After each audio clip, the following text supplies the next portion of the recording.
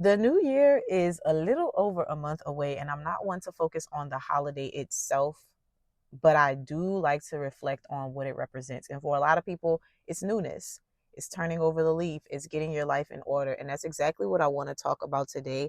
I feel like there are three things that you need to really have your grown woman habits in order for you to have a better life.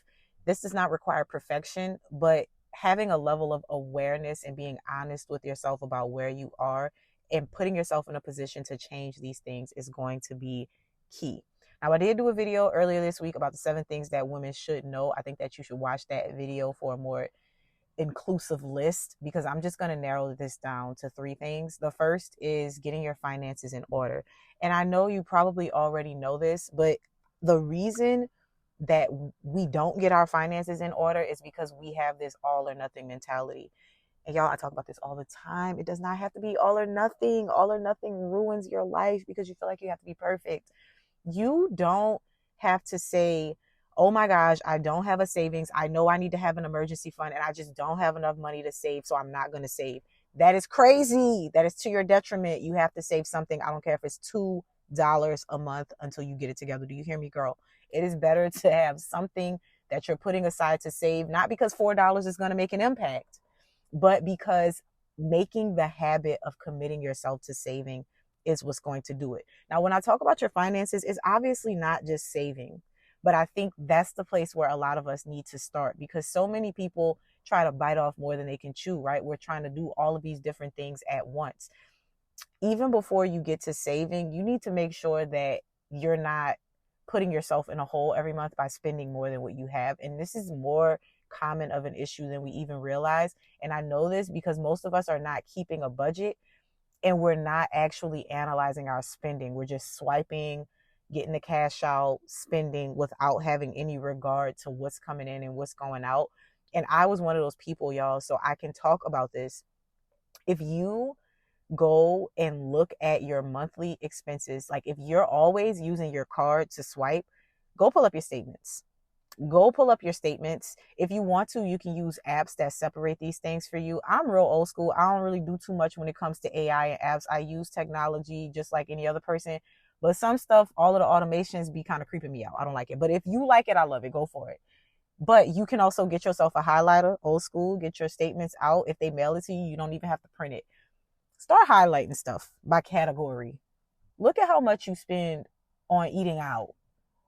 Look at how much you spend on drinks. Look at how much you spend shopping. Like, do you really need to be in TJ Maxx every weekend? Huh? Okay. But these are the things when you start to tighten up on that. And it's not just because what a lot of people do, y'all, we want to we see that as a problem. I'm not going to spend nothing. That is not realistic. That is not realistic.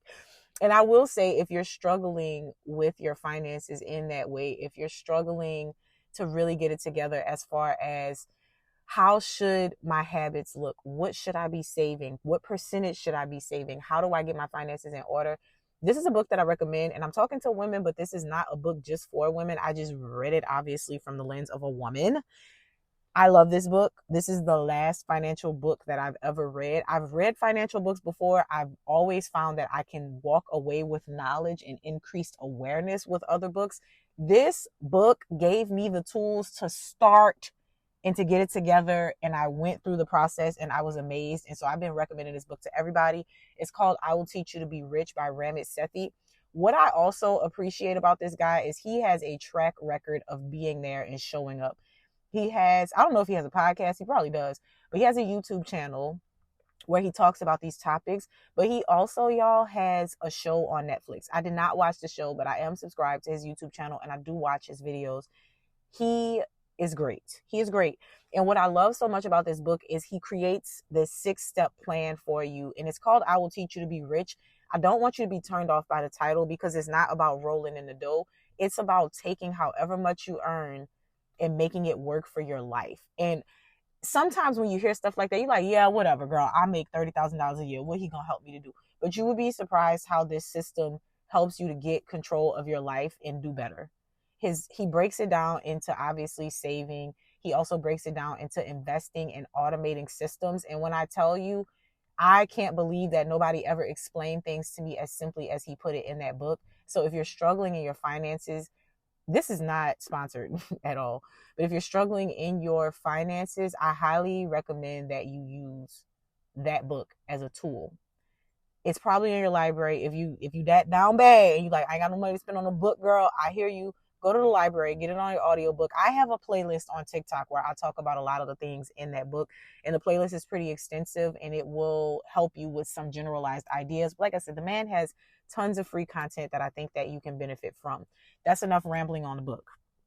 But my point that I'm trying to make here is whatever the excuses are that you have for not having your finances together, you got to stop. You have to stop. You have to save money. And I promise you, this is not me telling you stop spending money on all of this stuff so that you can save it. Because what it really comes down to, and this is something I got from that book, is not about not ever spending money on anything. It's about deciding what is important to me and what is not. And a lot of us just spend money on everything frivolously. You don't even look at it. You just swiping. Okay. But if you were to look, like I mentioned, get your statements out and show yourself, you will be shocked at how much money you spent on shopping, on the coffees, on eating out. And then when you look at it, you can ask yourself, is this worth it to me? Is this something I want to spend the money on? Because if the truth is that you like paying your $5 for your coffee every day, keep doing it. But maybe you're like, I can pay the $5 a month. I mean, $5 a day on the coffee, but I really don't need to be spending $600 on shopping. Let me cut back on that. And that's what he teaches with the savings aspect and getting your finances in order. He says you want to spend on the things that you love and cut back mercilessly on the things that you don't. So it's really all about choice. And that's a really good starting point, because a lot of us don't realize it's not that we don't have enough money. We overspend in categories where we don't need to overspend, or in categories that we don't necessarily care about. And that can be so detrimental to us at times. And if we can just get a cap on that, we will be okay. And I will add to this financial conversation that a lot of us struggle and we can't get to the point in life that we want to be in because we're constantly stressed out behind money. And it's not the easiest thing to do. I don't want to oversimplify this, but it is straightforward, y'all. It is straightforward. You make a decision, you say enough is enough, and you do whatever you have to do. Sometimes this looks like, in rare cases, it looks like getting a second source of income, but you have to be very careful. And the reason that I'm very hesitant to always tell people to get more income is because typically people feel like when they have extra income, they start using it for things. If you're going to get extra income, maybe get extra income just to save, just to pay off debt. Don't get extra income to spend more money, because then you're just going to be trapped in 2-3 jobs trying to make it work. And so I know that's, to some, that might seem like a privileged take, but I promise you, I used to be like, oh, it's not enough money. It's not this. It is. For most of us, it is enough money. We are just not being wise stewards with the funds that we have. And so you cannot live your life in peace. You cannot exercise that true femininity, that natural femininity. And y'all know I'm not talking about cosplaying femininity. I'm talking about being able to be a calm, poised woman, because a lot of the stress that we have as women comes from lack. We don't have enough money. We don't have enough resources. We don't have enough time. So imagine if you can fix that financial thing and take some of that load off of yourself. It would be amazing. Now, mind you, this is for married women. This is for single women, because it does not matter. Even if you're a married woman who's a stay-at-home wife and you are operating off of one income, this still applies to you. Don't be spending all that money, girl. Don't be spending all of that money that you get. If it's this amount is set aside from every check or every pay period for you to do X, Y, and Z. Be diligent with those funds and set it up so that you're not stressed and you're always on your last dime. Be smart about it. Okay. That's number one. The second is your time. I know, Michonne, where am I going to get more time? I'm not telling you to pull more time out of your back pocket. I'm asking you, in the same way that we just talked about managing your finances, be a better steward of your time. You will never create more time for yourself, but you can always take advantage of being a better person with your time. How much time do you waste on things? How much time do you waste consuming content that is not beneficial to you? Notice I didn't say get off the apps, don't do this, don't do. I'm just asking you, how much of what you consume is foolishness. I've heard people say to me, oh, you're so lucky you get to have all this time to do this, this, and this. And it's so funny because it reminds me of something that I saw today. Jarnae posted this. Y'all know I love Jarnae Down. That's my girl. She posted about how people want a soft life, but they don't realize that a soft life requires structure.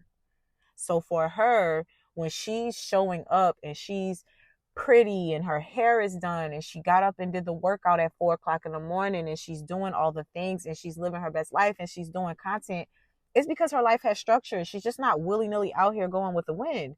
And I thought it was so interesting because I was thinking about this over this past week. A lot of people want to be a woman of leisure, but I say so often that some of the laziest people want that and they don't realize that they will not be able to maintain it. We think it's all about having enough money to do things, and that is part of it. But even if today a man came into your life and he wanted to take care of you and you wanted to be this woman of leisure and he's the caliber of man that is very showy, you have to work to maintain your body, your health, your weight, the way that you look, your hair, your makeup, that stuff takes time. And so to live the soft life, a lot of people think it's just laying around being lazy, having things handed to you. It does require structure. It does require that you get up on time. It does require that you take your time to dedicate to your looks, to yourself. And again, it doesn't have to be hard work. We're not saying that it's hard work, but it's some type of work.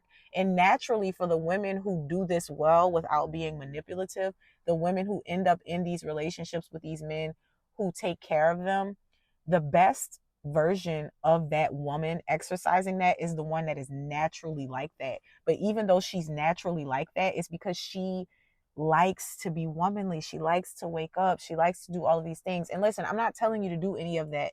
I'm just using that as an example. What I'm telling you to do is to manage your time well enough that you make space for the things that matter, not just your commitments and your responsibilities, but the things that matter to you. Because a lot of us, when we mismanage our time, the first thing that goes out of the window is our personal time, time for your hobbies, time for your personal care.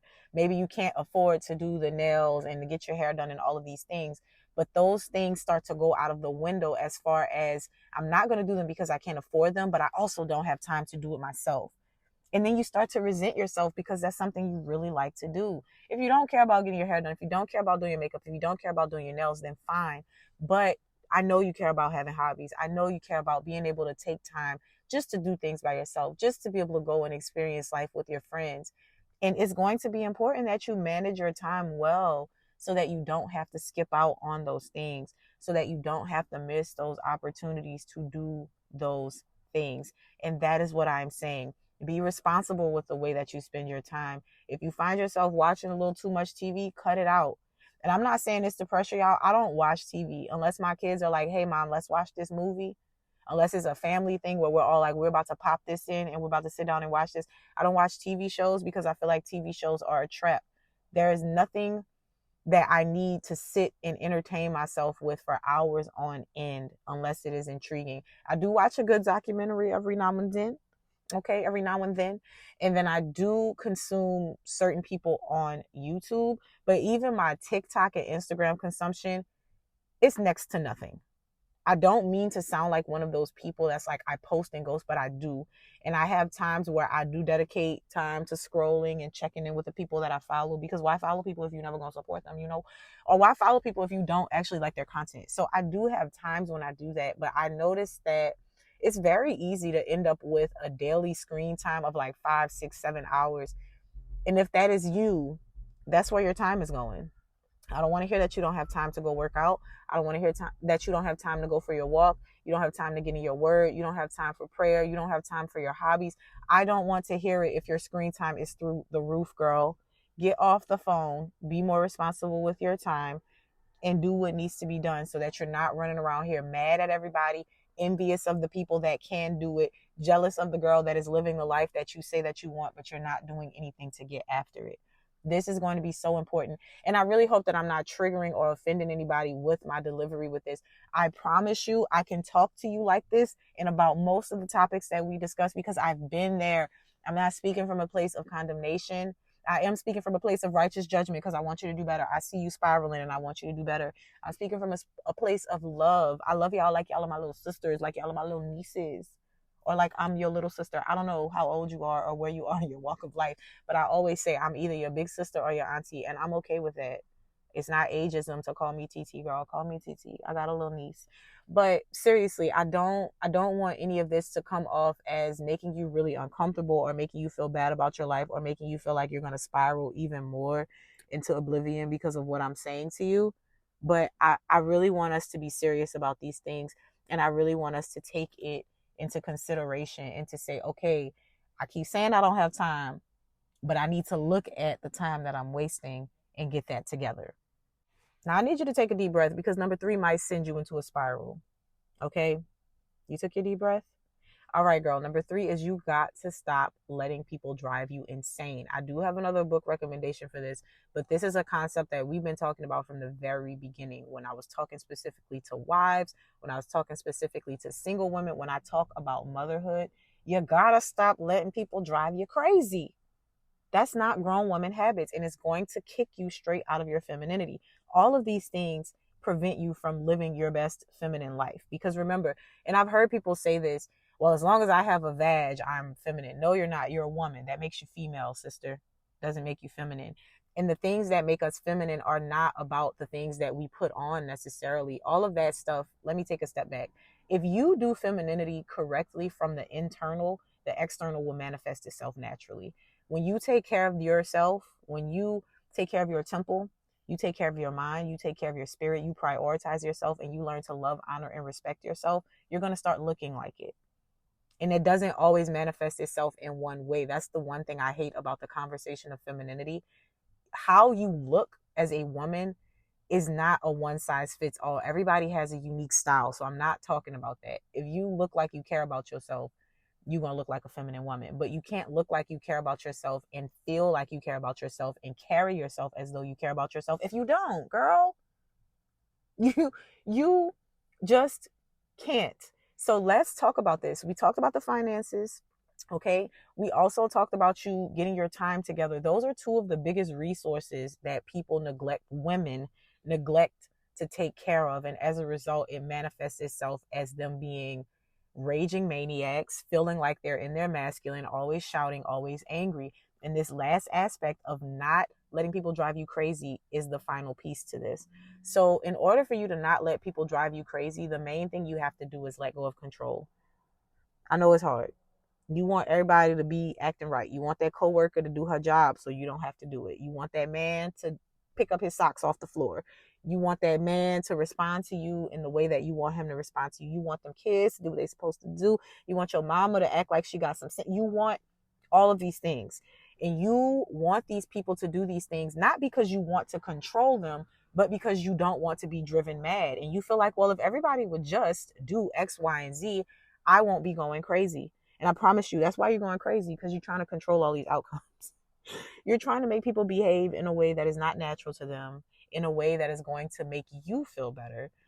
But that's unrealistic because people are always going to people and they're going to be just who they are. And you don't have to change them for your life to get better. You may feel like you do.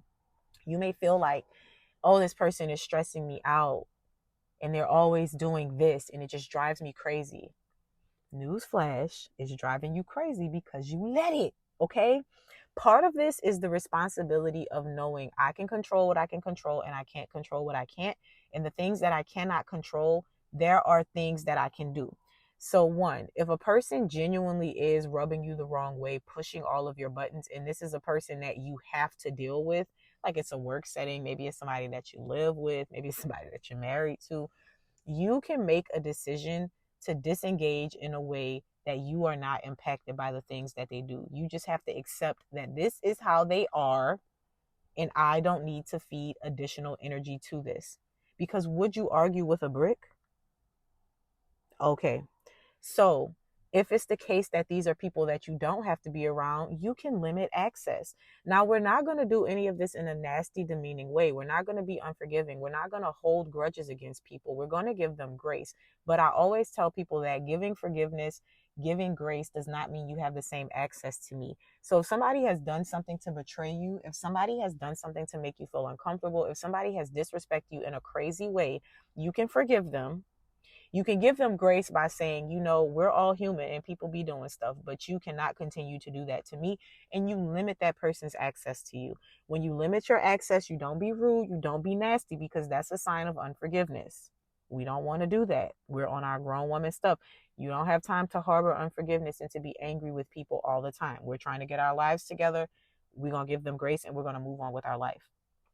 It's so much deeper than this. And the book that I want to recommend is People Can't Drive You Crazy If You Don't Give Them the Keys. That was recommended to me by Jarnay. It's by Mike Bechtle. I don't know if I'm saying his name right. It's Bechle. That is a book that I'm actually going to be doing a book review on later this month. So keep your eyes open for that, because the book is really good. And I love that he wrote it from the perspective of a man who reads the Bible. Okay. I love that he quoted scripture. I love that he accurately hit on the scripture. And I love that the basis of the book has nothing to do with trying to change other people, because you cannot. And that's why you're stressed out. And that's why you're letting people drive you crazy, because you keep trying to change people who don't want to be changed. Girl, stop it. Okay. So I really wanted to make this quick. Y'all know I don't like to talk too much on the podcast, because I know y'all ain't got that much time and I don't be trying to waste it. Okay.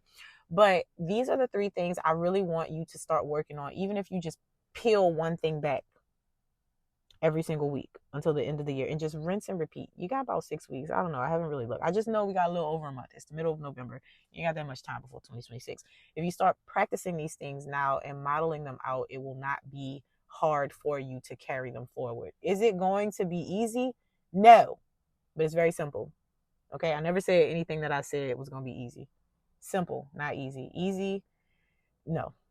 When I say simple, it's very straightforward. We just have to do it. What makes the things difficult that I talk about is your flesh. Your flesh doesn't want to. Your flesh doesn't want to. Your flesh doesn't want to be the bigger person. Your flesh doesn't want to get your finances in control. She want to spend money like she's balling, okay? And maybe you are balling, but I know people that be balling and they still living paycheck to paycheck. Don't be one of them, okay? All right.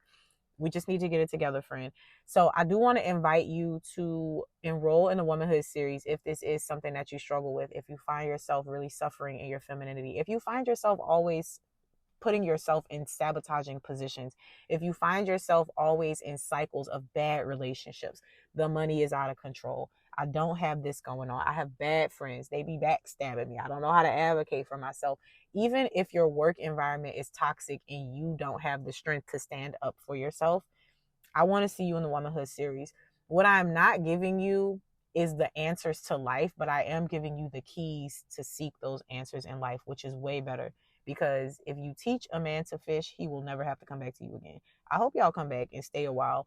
But in the Womanhood series, you learn the tools to go about correcting the issues that you have in the way that is honoring of God, honoring of yourself, and not at all disrespecting other people. Because a lot of times we feel like we have to either respect ourselves or respect other people. That's not the case. Now, the Womanhood series is currently a 5-day experience. That means that you meet with me every day for 5 days for about an hour and a half, girl, and we talk about these things. But I'm really excited to have you join. I am going to put a link wherever you are listening to this podcast from. If for some reason you cannot click the link, you can dilly-dally on over to TikTok or Instagram or justmeshawn.com and you will be able to find it all the same. It is the Womanhood series. So I hope to see you there. I hope that this was a blessing to you. I hope that you don't feel too attacked. And I hope to see you in next week's episode, friend. Have a good weekend.